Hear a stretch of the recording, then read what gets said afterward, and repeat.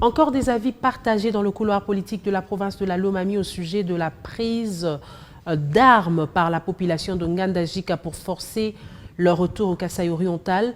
Plusieurs accusations sont pointées du doigt.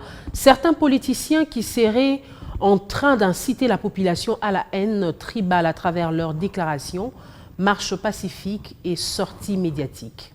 Suite à ce qu'ils appellent la marginalisation dont ils sont victimes, les habitants du territoire de Nganda-Njika ne veulent plus appartenir à la province de Lomami. À cet effet, les pétitions ont été signées et déposées mais sans succès. Pour ne pas parler de marches pacifiques organisées chaque troisième vendredi du mois, appelée Vendredi Vert. La dernière marche a eu lieu vendredi 21 février et celle-ci avait connu la participation des élus nationaux et sénateurs du territoire de Nganda-Njika, mais aussi du député provincial Alidor Numbiwa Kapuya, élu du Kasaï oriental. Ces derniers auraient promis à la population de Nganda-Njika de prendre les armes pour forcer les retours de leur territoire au Kasaï oriental. Cette déclaration soulève déjà le voix dans les camps de politiciens. Beaucoup condamnent le propos de l'élu de Katanda qui risquerait d'engendrer la haine interethnique. Selon l'honorable Patrick Baloubalogi, qui qualifie les propos de l'élu de Katanda d'anticonstitutionnel, précise que s'il y a naissance d'une guerre dans la province de Lomami, le député provincial de Katanda sera le seul responsable. Cité par la radio Veritas de Cabinda, l'honorable Patrick Baloubalogi souligne en outre que les marches et pétitions sont légitimes. L'autre réaction enregistrée